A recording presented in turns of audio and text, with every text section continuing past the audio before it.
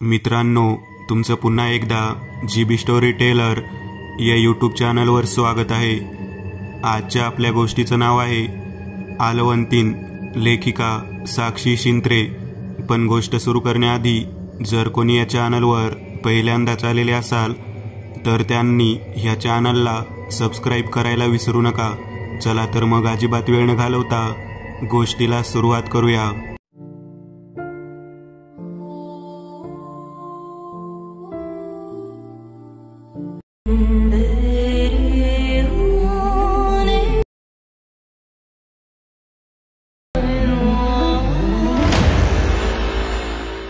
सायली धापा टाकतच तिच्या खोलीवर आली।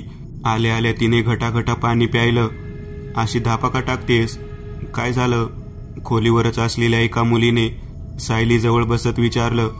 तो आवाज मला कॉलेज हॉस्पिटलमध्ये, सायली म्हणाली आणि तिने पुन्हा पाणी प्यायलं। तू शांत हो आधी, भास झाला असेल तुला, ती मुलगी म्हणाली। नाही रुचा, भास नव्हता तो, मला खरंच आवाज ऐकू आला, सायली स्वतःचं म्हणणं पटवून देण्याचा प्रयत्न करत म्हणाली। बरं बाई, ठीक आहे, पण आता सध्या तरी त्याकडे दुर्लक्ष कर, जेवून घे।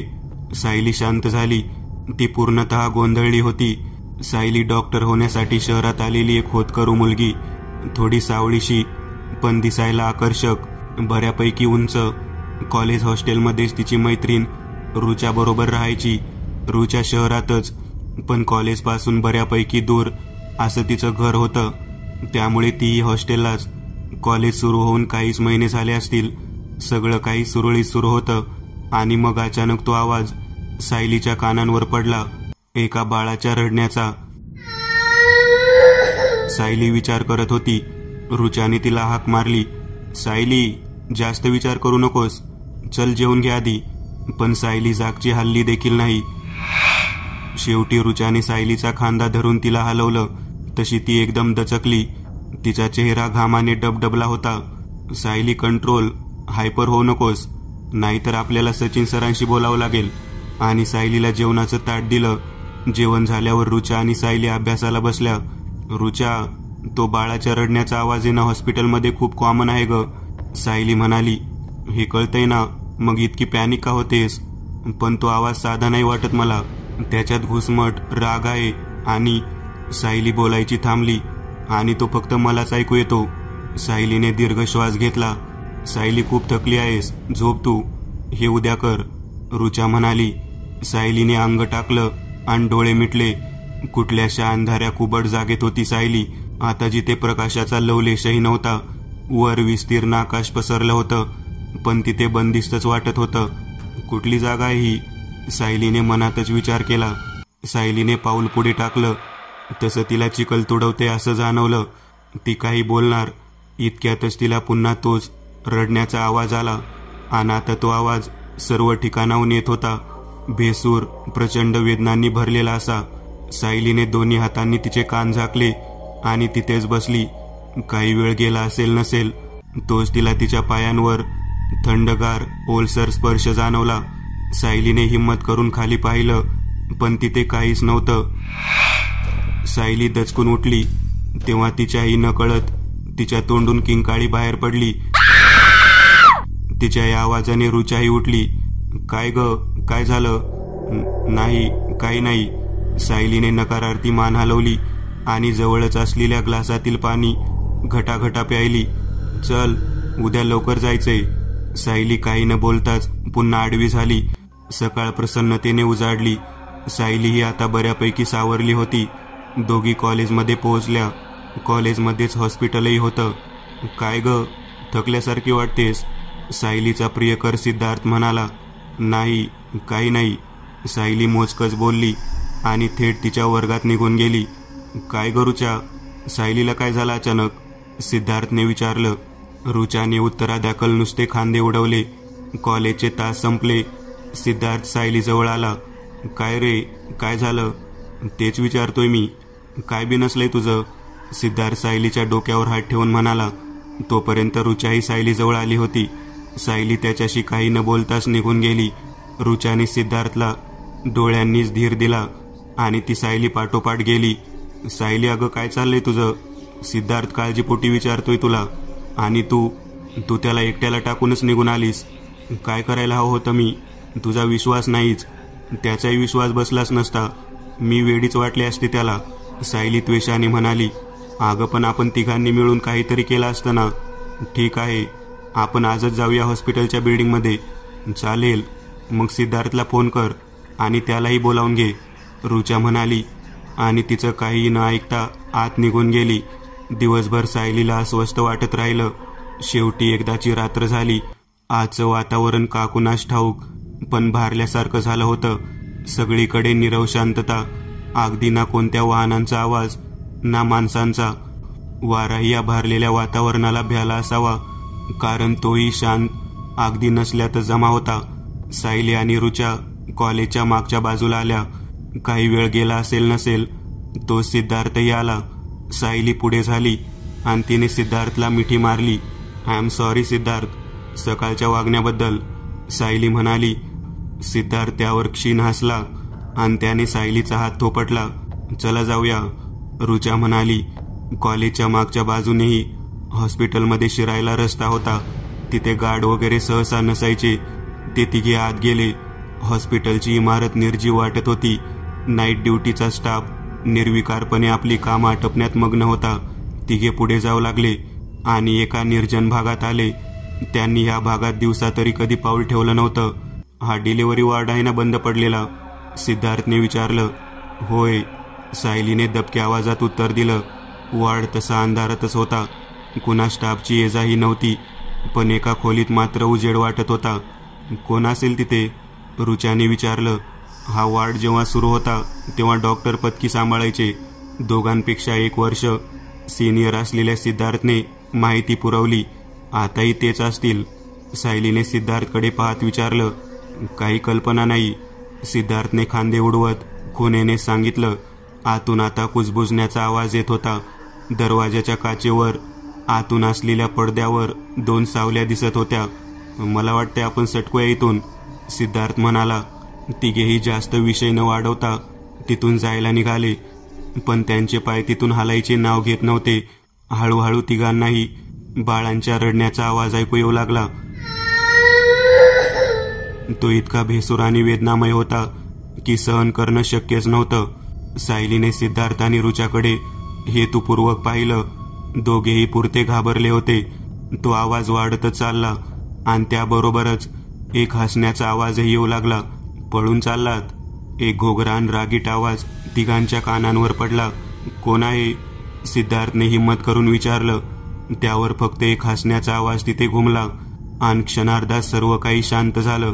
तिघे तिथून निघणार इतक्यात त्या केबिनचं दार उघडलं. कोण?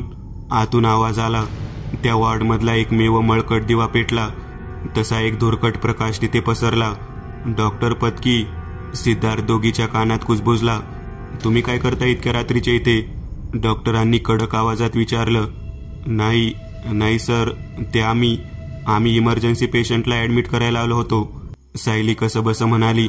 आणि पत्कींच्या उत्तराची वाटही न पाहता तिघांनीही तिथून काढता पाय घेतला. सरांना काहीच ऐकू आलं नसेल, रुचाने तिचा विचार बोलवून दाखवला. यावर सायली आणि सिद्धार्थकडे काहीच उत्तर नव्हतं. तिघे इमारतीबाहेर पडले. सायली आणि रुचा हॉस्टेलच्या दिशेने गेल्या तर सिद्धार्थ त्याच्या घरी निघून गेला. दोघींच्या छातीत अजूनही जोरजोरात धडधडत होतं. त्यांचे श्वास व्यवस्थित व्हायला 5 मिनिट लागली. जे काही घडलं ते भयानक होतं. हे काही साधंसुद्धा नाही, रुचा म्हणाली. भयंकर तर होतंच, पण सगळ्यांचा त्या वॉर्डशी काहीतरी संबंध नक्कीच आहे, सायली म्हणाली. आता दोघांचाही पुरता विश्वास बसल्याने सायलीच्या मनावरचं दडपण कमी झालं. ती आता विचार करू शकत नव्हती. आता जोपर्यंत याचा शोध लागत नाही तोपर्यंत रात्रीच्या वेळी हॉस्पिटलमध्ये जायचंच. सायलीने मनाशी खूनगाठ बांधली. या रात्री सायलीला कुठलेही स्वप्न पडले नाही. कॉलेजचे सगळे तास झाल्यानंतर सायली, रुचा आणि सिद्धार्थ एकत्र जमले. ते हॉस्पिटलच्या दिशेने जाऊ लागले. हॉस्पिटलमध्ये दिवसा बऱ्यापैकी वर्दळ होती. त्यांची पावले बंद पडलेल्या मॅटर्निटी वॉर्डकडे वळली. दिवसाही तो भाग शांतच आणि अंधारा होता. तिघे वॉर्डच्या समोर येऊन उभे राहिले. आज ती कॅबिनही शांत होती. तिघे वॉर्डमध्ये पुढे पुढे जाऊ लागले. सर्व खोल्या रिकाम्या होत्या. ते एका खोलीसमोर येऊन थांबले. तिच्या आतून त्यांना कसलासा आवाज ऐकू येत होता. तिघे सावध झाले. सिद्धार्थचा हात दरवाजाच्या मुठीकडे गेला. त्याने अलगद दरवाजा उघडला. आतलं दृश्य भयंकर होतं. आत बऱ्यापैकी अंधार होता, पण खोलीतल्या गोष्टीचा अंदाज येण्यापुरता कुठून तरी प्रकाश डोकावत होता. किंबहुना आत जमिनीवर बसलेल्या आकृतीभोवतीच तो प्रकाश एकवटला होता. त्यामुळे त्या प्रकाशाची सावली त्या आकृतीवर पडलेली असावी. ती स्त्री आकृती तिचे दोन्ही पाय फाकवून बसली होती. तिच्या आजूबाजूला अनेक बाळं होती, जी राक्षसी दिसत होती. काही बाळं तिचं दूध पित होती. तिचं राक्षसी ममत्व तिथे प्रकटलं होतं. आजूबाजूला रक्ताचं थारोळं साठलेलं जाणवलं. मध्येच त्या बाळाचे काहीतरी चोखण्याचे, मध्येच हसण्याचे आवाज तिघांच्या कानांवर पडत होते. सिद्धार्थने लागलीच दार बंद करून घेतलं. हे दृश्य पाहून सायलीला उबळ आली. तिथल्या जवळच्या बाथरूममध्ये रुचा आणि सायली गेल्या. काहीच वेळात त्या बाहेर आल्या. सिद्धार्थने आपण पाहिलं ते खरं की खोटं हे जाणून घेण्यासाठी पुन्हा त्या खोलीचा दरवाजा उघडला. पण आता मात्र ती खोली रिकामी होती. तिथे कोणी असल्याचा लवलेशही नव्हता. तिघांच्याही अंगावर सरसरून काटा आला. ही काहीतरी विकृत भयानक असल्याची त्यांना जाणीव झाली. पण आता करणार काय? तिघेही यात पुरते फसले गेले होते. यावरून एक समजलं की या भागात दिवसाही त्या शक्तीचा अंमल होता. ही शक्ती महत्वाची होती. तिच्या एकंदर आविर्भावावरून ती अलवंतीन होती हे सिद्ध झालं होतं. आणि ती मातृत्वाची असल्याने जास्त संहारक असणारी होती. पण ही इथे कशी, याचा शोध तिघांनाही घ्यायचा होता. तिघे बाहेर पडतच होते की इतक्यात त्यांना थोडेसे लठ्ठ, बुटके अशा शरीरयष्टीचे डॉक्टर पत्की आत येताना दिसले. त्यांनी त्यांच्या गोलट चेहऱ्याचा घाम टिपला. तेव्हाच नेमकी या तिघांची नजर त्यांच्यावर पडली. ते यांना न बघताच किंवा बघितलं असेलही घाईघाईत निघून गेले. इथे नक्की काय चाललंय ते पाहण्यासाठी आपल्याला कोणाला तरी इथेच मुकाम ठेवावा लागेल, सायली ठामपणे म्हणाली. कसं शक्य आहे पण हे सायली? रुचाने विचारलं. सगळं शक्य आहे, आपल्याला करावंच लागेल, सायली म्हणाली. तिघे आपल्या आपल्या जागेवर पांगले. आता रात्र झाली होती. सायली त्यांच्या खोलीच्या खिडकीतून हॉस्पिटलवर नजर ठेवून होती. रात्रीच्या अंधारात हॉस्पिटलची जुनाट बाह्य इमारत विचित्र दिसत होती. तिच्या काही मजल्यांवर लाईट होते, काहीवर नव्हते. रुचा झोपली होती.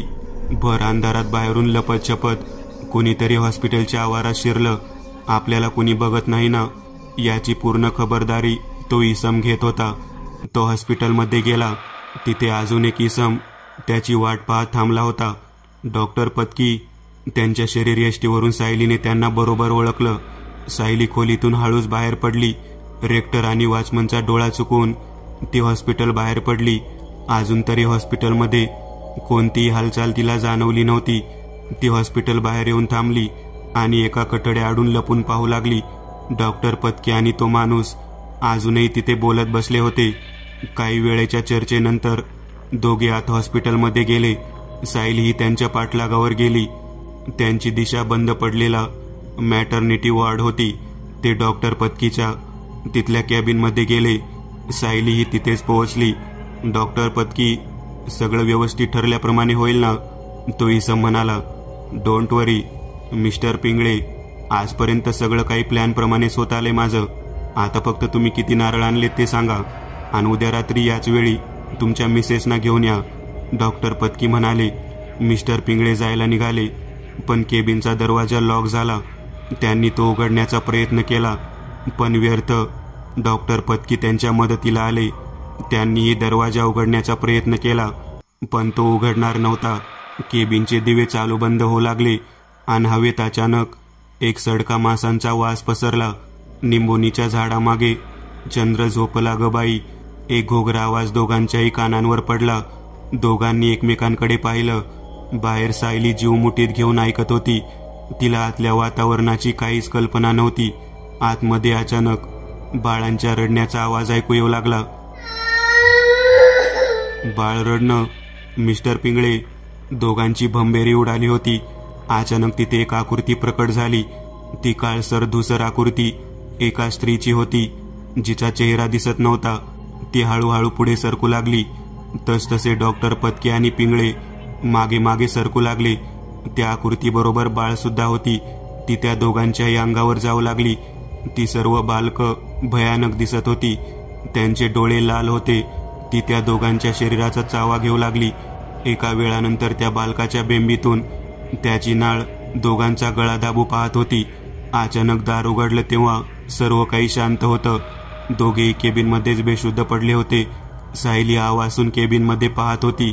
इतक्यात तिच्या कानांवर तोच रडण्याचा आवाज पडला आणि तिच्या अगदी बाजूनेच एक थंड वाऱ्याची झुळूक गेली. ती दचकली.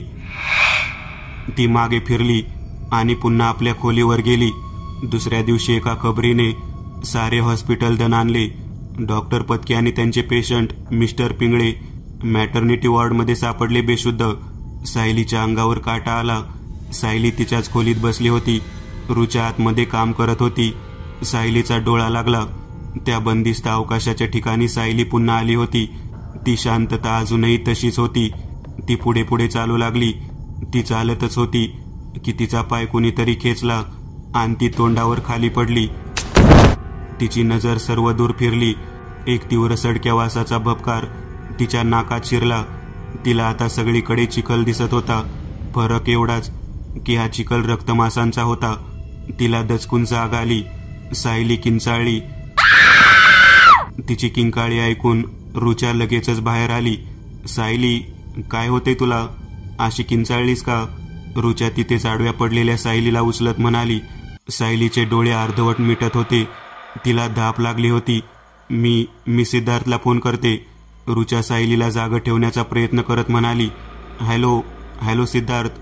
अरे सायली. रुचा रडू लागली. काय झालं सायलीला? तू तिला हॉस्पिटलमध्ये घेऊन जा. मी येतोच तिथे. सिद्धार्थ कासावीस होत म्हणाला. रुचाने कसंबसं सायलीला उचललं. खोलीच्या दरवाजाला तात्पुरती कडी घातली आणि तिला घेऊन हॉस्पिटलमध्ये पोहोचली. तिथे सिद्धार्थ आलाच होता. दोघांनी मिळून तिला ऍडमिट केले. सिद्धार्थ डोक्याला हात लावून बसला होता. डॉक्टर. रुचा कुजबुजली. काय झालं डॉक्टर? सिद्धार्थ उठत म्हणाला. विशेष काही नाही. जरा अशक्तपणा आलाय तिच्या मनाला. कोणता तरी धसका घेतलाय तिने, डॉक्टर म्हणाले आणि निघून गेले.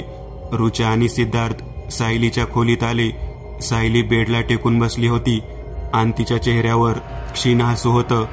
कुणाला तरी यायलाच हवं होतं इथे. मी आले. आता अगदी व्यवस्थित लक्ष ठेवूया, सायली म्हणाली. नसतं घाबरून सोडलंस आम्हाला, रुचा म्हणाली. काही गप्पा झाल्यावर दोघे आपापल्या घरी निघून गेले. पूर्ण दिवस कसा तरी काटल्यावर सायलीला रात्रीचे वेध लागले. मधल्या काळात रुचा आणि सिद्धार्थ भेटून गेले होते. तिला पुन्हा तोच आवाज ऐकू आला, बाळांच्या रडण्याचा. त्याबरोबरच तिला एका बाईच्या कुजबुजते हसण्यासारखा आवाजही आला. ती सावध झाली. कोण आहेस तू आणि काय हवंय तुला? सायलीने विचारलं. खोलीत एक राक्षसी हास्याचा आवाज घुमला. सायली तिच्या बेडवरून उठली आणि दरवाजाच्या दिशेने जाऊ लागली. पण दरवाजा उघडला नव्हता. एक जोरदार आवाज बाहेरच्या कॉरिडॉरमध्ये घुमला आणि त्या क्षणी दरवाजा उघडला. सायली सावधगिरीनेच पावले उचलत बाहेर पडली. तिने सरळ त्या बंद पडलेल्या वॉर्डच्या दिशेने मार्गक्रमण केले. तो अंधारातच होता. आजही त्या केबिनमधील लाईट सुरू होता. आज तिथे 3 सावल्या होत्या. सायली त्या केबिनच्या दारापाशीच थांबली. तिला अपेक्षित होतं तसंच झालं. काहीच वेळात तो आवाज पुन्हा आला. यावेळी त्या रडण्यात आक्रोश होता. या जगात श्वास घेऊ न दिल्याचा केबिनचा दरवाजा सताड उघडला गेला. आता मिती बदलली. काळ बदलला. डॉक्टर पत्कीच्या केबिनमध्ये एक मध्यम उंच गोरावर नाचलेली गंभीर बाई होती. तिचा चेहरा चिंताग्रस्त दिसत होता. तिथेच केबिनमध्ये खुर्चीत एक माणूस बसला होता जो डॉक्टर पत्कीशी बोलत होता. डॉक्टर, गर्भलिंग निदान चाचणी तर मुलगी डिटेक्ट झालीये, तो इसम कुजबुजत म्हणाला. रमा, तू जरा बाहेर थांब, मला डॉक्टरांशी काहीतरी बोलायचंय, त्या इसमाने त्या स्त्रीला सांगितलं. तशी ती बाहेरच कॉरिडॉरमध्ये असलेल्या एका बाकड्यावर येऊन बसली. डॉक्टर, डो अबॉर्शन, तो इसम म्हणाला. नाही म्हणू नका डॉक्टर, तुम्हाला मी भरपूर पैसे देतो, पण घरी आई मला आणि हिला दोघांनाही घरात घेणार नाही हो, प्लीज, तो इसम म्हणाला. वेल, ठीक आहे, आधी तुम्ही पैसे भरा, आणि उद्या याच वेळी यांना इथे घेऊन या, डॉक्टर म्हणाले. त्यांच्या चेहऱ्यावर लाभाचं तेज आलं होतं. दुसऱ्या दिवशी याच वेळी त्यांच्या केबिनमध्ये रमा आणि तो इसम होता. रमा, काही रेग्युलर टेस्ट आहेत, घाबरू नकोस, चल, तो इसम तिला धीर देत म्हणाला. डॉक्टर आणि तेथील स्टाफ रमाला त्यांच्या विशेष खोलीत घेऊन गेले. काहीच वेळात हताश चेहऱ्याने डॉक्टर त्यांच्या केबिनमध्ये आले. तो इसम तिथेच बसला होता. काय झालं डॉक्टर, व्यवस्थित झालं ना, त्या इसमाने विचारलं. हे बघा मिस्टर भारती, आम्ही खूप प्रयत्न केले पण डॉक्टर अडखळले. पण काय डॉक्टर, पण आम्ही तुमच्या मिसेसना नाही वाचवू शकलो. खूप रक्तस्राव झाला आणि त्यातच त्या डॉक्टर पत्की. कदाचित याच घटनेनंतर हा वॉर्ड बंद करण्यात आला असावा. सायलीने हे सर्व तिच्या डोळ्यांनी पाहिलं. तिचे डोळे पाणावले. डॉक्टर पत्कीबद्दल तिच्या मनात घृणा निर्माण झाली. आता पुन्हा तो वॉर्ड अंधारात बुडाला होता. सायलीने पुढचा मागचा कोणताही विचार न करता त्यांच्या केबिनचं दार धाडकन उघडलं. तू, डॉक्टर पत्की गोंधळले. सायली काही बोलायच्या आतच एकाएकी केबिनचं दार बंद झालं. डॉक्टर पत्कीचा गळा आवळला गेला. तिथे रमा आली होती. संपूर्ण त्वचा काळवंडलेली, पांढरी फटकाशी. तिचं पोट पूर्णतः खपाटीला गेलेलं, परंतु तिच्या स्तनांतून मातृत्वाचे एक प्रतीक असणारं दूध आणि रक्तस्राव सुरू होता. ती डॉक्टर पत्कीकडे पाहून दातोट खात होती. तिने डॉक्टर पत्कीची बकोटी धरली आणि त्यांना केबिनमधून बाहेर ओढतच घेऊन आली. ती आता त्या हॉस्पिटलच्या मागच्या बाजूला चालली होती. सायली आणि तो इसम, मिस्टर पिंगळे, दोघेही त्यांच्या मागोमाग चालले. ती त्यांना हॉस्पिटल मागच्या मोकळ्या मैदानावर घेऊन आली. आज तिथे बराच अंधार जाणवत होता. सगळीकडे शांतता पसरली होती, पण ती संकटामागची चाहूल होती. सायलीला तिच्या स्वप्नातली जागा आठवली. हीच ती जागा, तिने मनाशी विचार केला. रमाने त्यांना त्या मातीत ढकललं. पुन्हा त्यांना नजरेनेच हवेत उचललं आणि बऱ्यापैकी अंतरावरून जमिनीवर पाडलं. मला माफ कर, आजपर्यंत अनेक मुलींचे बळी घेतले मी. फक्त स्वतःचा आणि जास्तीत जास्त पैसे कसे मिळतील याचा विचार केला. त्या मातांचं काय होत असेल याचा कधी विचारच केला नाही. पण आता मला माझी चूक कळलीये. पुन्हा असं होणार नाही, मला माफ कर. डॉक्टर पत्की विनवणी करत होते, जीवाची भीक मागत होते. मी माफ करून काय फायदा, मी फक्त तू क्रूरपणे गर्भातच मारलेल्या निष्पाप मुलींना मरणानंतर आईची माया दिलीये. माझं आई पण साजर केलंय. त्या मुलीची माफी माग, ज्यांनी अजून जगही पाहिलं नव्हतं. रमा घोगऱ्या निर्विकार आवाजात म्हणाली. तिच्या नजरेत अजूनही रागच होता आणि त्या रागाने डॉक्टर पत्कीच्या अंगाची लाही होऊ लागली होती. ते त्याचं संपूर्ण शरीर सोळत होते, मातीत घासत होते. पोरींनो, माफ करा मला, ते आकाशाकडे पाहत दिनवानपणे म्हणाले. तसे त्याच मातीतून असंख्य लहान लहान हात बाहेर आले आणि डॉक्टर पत्कींना मातीत खेचू लागले. डॉक्टरांचे शरीर आता रक्ताने माखले होते. त्यांच्या नाकातोंडात माती जाऊ लागली होती. श्वास गुदमरत होता.